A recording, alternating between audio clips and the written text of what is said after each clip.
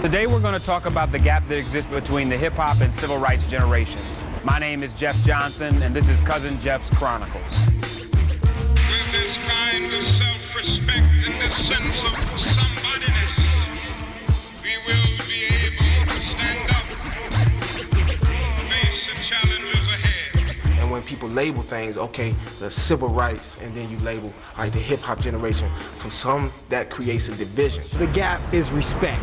We need to get that respect and that family unity back in the community. She asking what's civil rights and what's hip-hop. I got some words for that. Freedom. Civil rights generation, we don't have a civil rights generation. That's the problem. See, the hip-hop forgot what the struggle was all about. We might not be for everybody. If hip-hop isn't saying we want equality, it's saying nothing. But we for somebody. That's what makes hip-hop so powerful, because it conveys the same ideas our predecessors, Medgar Evers, Martin King, and Malcolm X. Malcolm X. Malcolm X. Would Malcolm be involved in hip-hop? If it was positive, he would. All right, that's my point. If it was positive. Have y'all heard anything positive? Y'all ain't heard nothing positive out of rap? They do that on TV, man. So why you keep putting it down? You keep stepping on it. My generation marched, protested, went to jail, organized, and we sang. This generation seems to me to be singing and dancing. Why is that? Why is everybody blaming us? That's not our fault that we feel displaced from the civil rights movement. We weren't born. Therefore, if we feel misplaced, the people who were in the movement, it was their responsibility to pass the torch. Malcolm is dead, Martin is dead, Medgar Evers is dead. They assassinated the leaders. I mean, I could speak about Fred Hampton from Chicago, a Black Panther, that they murdered, you know, and many others. We know how, I mean, they worked to destroy the movement. And as they destroyed that, like I said, it weren't leaders out there that could gather the movement back together and refocus it. The disconnect is so much bigger than music. It's not about, hip-hop is the baby that was born from a bigger situation. Hip-hop was birthed from a situation that had nothing to do with the music. This thing is about culture. This thing is about not preserving us. Ask my generation how often their parents told them about the 60s. Ask my generation how often their parents told them that it ain't sweet yet, that we haven't arrived yet. Instead, it's like we can buy Jordans, we get government jobs, we can be safe and secure, we can move out of the hood every now and then, we can go across the line to the suburbs. But in the same token, they never told me, yeah, you can go to a white school because of this. James H. Meredith is formerly enrolled at the University of Mississippi. We need you to say, listen, here go some pictures, read this book, I got some footage, because you need to know that first, you need to know how good you have it, and second, you need to know how far you've got left to go. But this was one generation away. Racism and all the Jim Crow, one generation away. It may be hard to believe, but it's true. We're only one generation separated from segregated schools to now overcrowded jails. Just one generation separated from being forced to sit on the back of the bus to now having hip-hop moguls that own their own empires. One thing is true, that both hip-hop and civil rights have had their own trials and tribulations, but neither generation seems to trust the other. Today, we brought both here to the Autobahn Ballroom, where 40 years ago, Malcolm X was assassinated, to discuss not only what makes these generations different, but what we have to do to bring them together. We made the sacrifices. We asked for the school doors to be open. We asked for there to be access and public accommodation. Now we got that. A new generation has come. The new generation benefits by that. And what I think the generation that I'm a part of is asking, when is your voice going to be raised? Look at the Black Panther. Right. These are young people who had the courage. And this is my critique of the hip-hop generation, given all the talent that they got. Huey Newton would stand in front of the police with the gun at his head and say, shoot. Where is your organization of visionary, courageous young people like Snick and the Black Panther Party, who not going in the studio and selling CDs, but are organizing on the street and then say, I'm willing to live and die? That's what I don't see. Nobody ever said to that generation, here's the mantle, run with it. They took it. and they took it in many cases from elders that were blocking in many ways that this generation, no offense, is blocking this one. So the real question that I have for hip hop is, when does it decide to take it? I know students that have been kicked out of school for staging walkouts and so forth. This is not in the media anywhere. Young people, I'm talking 15 to 23, that are working every day and feeling realistic repercussions from the state and from their elders and from their own community, even their families. In terms of this divide, I mean, there are many people within the hip hop generation who have a great deal of antagonism towards the civil rights generation. Listen, I have brought young people, nursed them, say, here's the banner, you take it and run with it. And after 2 years or 3 years, they find other ways to go. They don't want the mantle. I'm asking you now, who want to take the mantle? Who want to take the mantle? Who want to take it? Who want to take the weight? Who want to take it? I'm ready today. Who want to step up? But y'all, you know what? You're sleeping on how they've already done it. She's asked the question. Let's hear the answer. The answer may not be visible on the front pages of local newspapers, but there are those within the hip-hop community that have picked up the mantle. The hip-hop political movement just grew at like an exponential rate.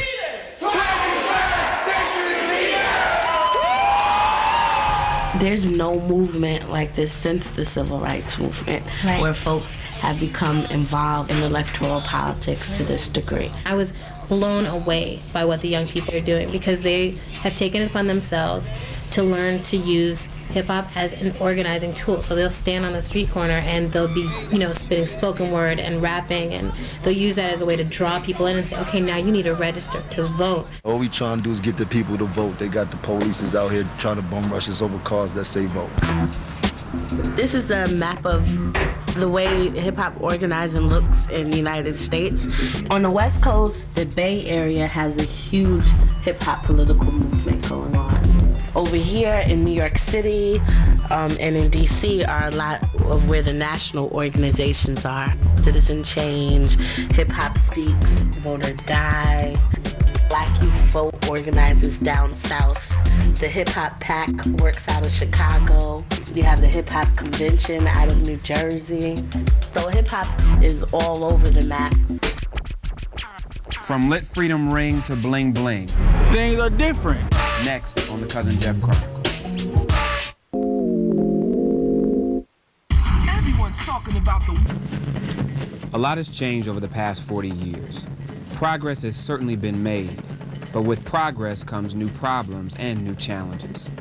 The challenges facing the hip-hop generation have brought about what at least appear to be entirely new goals, and without a doubt, new styles. You have to preserve your sense of history, and unfortunately, more and more in the hip-hop generation are living lives of an eternal present without any sense of the past. Their present can only be a repetition of the present, which is more and more instant gratification, hedonistic, materialistic, bling bling.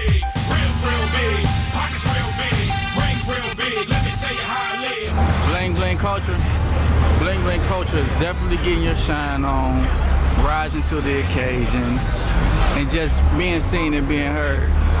Girls, that's what they see in guys. They always want to see a guy with jewelry, money in his pocket, and sneakers, fresh sneakers. If you don't got jewelry, you ain't nobody. Looking good, impressing other people out here. Don't really have nothing in their pockets, looking bling bling.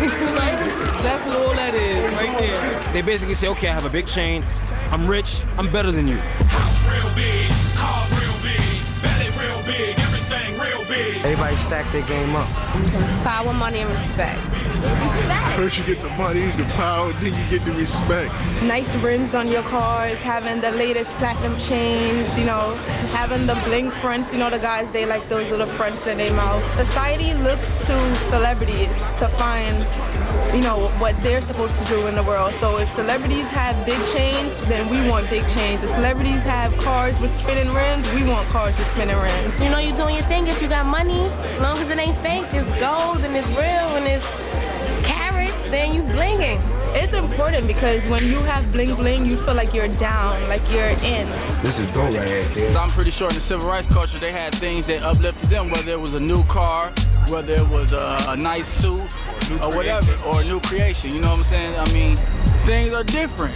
I can remember some years ago when zoot suits were popular, first in the 1940s and then in abbreviated form in later years. I had one when I was in high school. And this was an attempt to pretend that you were somebody else, and that somebody else was a player. A lot of us, like being as black men, we come from a lot of nothing, so when we get something, it feels that much better to have it. If you walk around worrying more about what's on your feet than what's in your head, then you really aren't gonna get anywhere. But yeah, it's just change, you know, life is about change, so I mean, it's change. I think there is a real resentment for the first time of older black people for younger black people. The way the education system worked for our parents' generation, the way working class jobs were available for our parents' generation, those working class jobs that pay a living wage, that allow us the ability to buy homes, cars, take our family on vacation, do not exist at the same level for our generation. And I think those are the primary lines where we begin to come apart.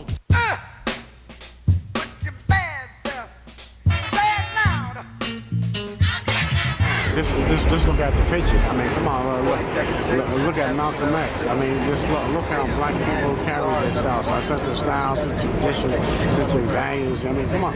The style, when you saw Martin Luther King Jr. coming sharp, young, fedora on his head, coat or suit and tie, sharply adorned young people who saw style as the front line of the warfare against white supremacy.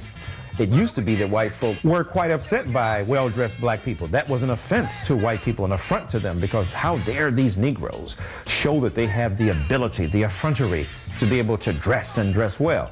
The hip-hop generation has done it as well, using baggy pants. People say, well, that comes from the prisons. Well, it certainly started there, but like most black fashion, we take what was one thing in one situation and adapt it in a different situation. He's one for a G. I think it's just that you got a lot of artists that come from, you know, the communities that we come from, where we don't have much, you know, so when they get in a position where as though they can shine, that's what they're gonna do. Bling bling in one sense is about a certain kind of resistance. It's about suggesting that, yeah, we poor people too, who are in hip hop, can have this kind of stuff that used to only be for rich people. We sat at our homes in the ghetto and watched it when we were kids. Now we're participating. Clothes are a form of communications. I mean, who the hell buys pants 2 sizes too big, walk around with your drawers hanging out? Who the hell walks around with a damn t-shirt down to their damn knees? I mean, come on. Let's be real. In the end, I don't care what kind of clothes they wear. I want to know what kind of human beings they are. You know, what legacy they want to leave, from whence they come. What's the relation between their mamas and the best of what their mamas and daddies taught them, and whether they're willing to build on that best. And they can wear anything they want. You walk around in thongs for all I care. Will hip-hop embrace or turn their back on the spirituality that was the foundation of civil rights? We not Christian rappers at all, but you know, the brothers in the church, they stepped in and they did some real good out here in the streets. Next on Cousin Jeff's Chronicles.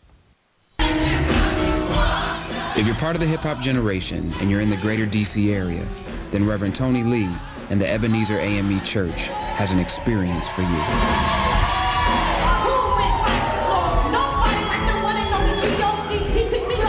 Hip-hop is more than just about folks coming in and rapping, but it's about a whole generation, it's about a whole culture, it's about a whole way of expressing oneself. So when you talk about hip-hop in the church, it's not just talking about kids on a youth Sunday hopping up and doing a rap.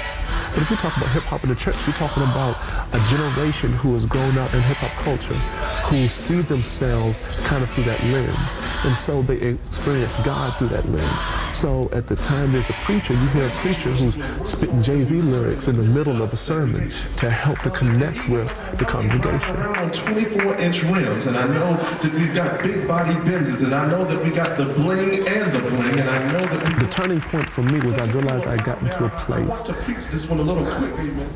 that my dysfunction was going to kill me. Right now we're telling everybody, you got to get right, but don't show them what right is. Well, how do you become something you've never been? How do you move to a place that you've never gone before?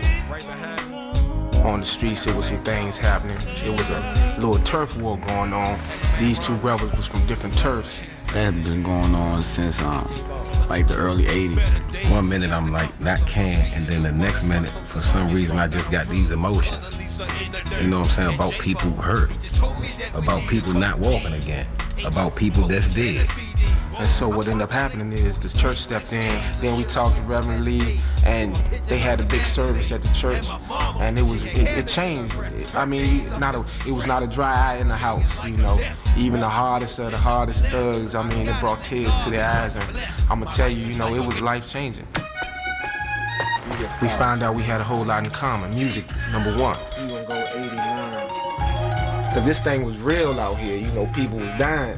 And the brothers then stepped up, and like I said, they rapping together. These two were sworn enemies, and they in the studio. They banging on wax now. Yeah. It was hip-hop music that showed them what they had in common deep down. From that place, they could work together. Creating music, creating unity is hard work. The key to the future for these men is that on most days, they wake up willing to do it. Oh yeah, hip-hop is definitely a spiritual expression. We get this from our like forefathers, our ancestors. This music, these drums is like, this is in our spirits. Like, so when we talking over these drums, we talking from tribe to tribe, whether it's a southern tribe, a West Coast tribe, a Midwest tribe, a East Coast tribe. It's these tribes, we talking to each other. The civil rights generation talked to each other from the pulpit to the pews. The church was the foundation for the civil rights movement. Their leadership, their organization, their soldiers, and their music all came from the church.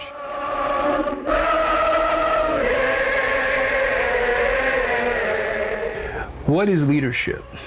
I mean, what does it mean to be a leader? I argue that leaders aren't born, they are made. They are made out of the cultural and social fabric of the times in which we live. You all came out of a context that even though there was segregation, even though there were issues, that there were other institutions within our community to help along the journey. The church was there. The church was solid and reaching out. Family structure, even though it wasn't the typical kind of quote-unquote, you know, nuclear family, but I mean, it was strong. Our neighborhoods were strong. Yeah. And so even though you couldn't go to their schools, you went to schools that may have been smaller schools, you didn't have the books, you even talked about it, but they told you could be somebody. Now you live in an era where kids are not afraid to die. Right. So there is a sense that I will get it while I can. Now, the problem with that is that it puts us in a position where I might do anything I have to do to get it. I think that the civil rights generation, in a certain sense, misled young people. When they told young people to be successful, as opposed to being great. I'm sitting next to a brother been passing for 29 years. He uses whatever success to be great, but he understands greatness as service to the least of these. That's crucial.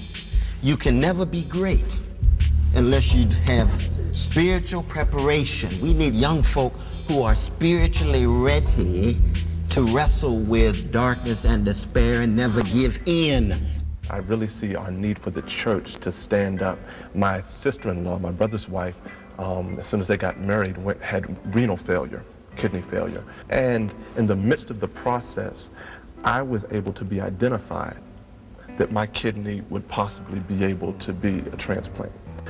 The doctors told me that when they take one kidney out, your other kidney grows to compensate for the one. So in other words, I became much stronger by being able to give out of that which was in me, that there was something that grew on the inside of me that helped me to move to a different level. That's what we've got to show our young brothers and sisters, that you've got greatness in you. When you give it, you'll grow stronger, and death around us will be brought back to life. We're at a turning point in Black history. For the hip-hop community, it witnessed crack cocaine, it witnessed the devastation of our central cities. It's a very different kind of perspective on history and the experiences that young women and men had.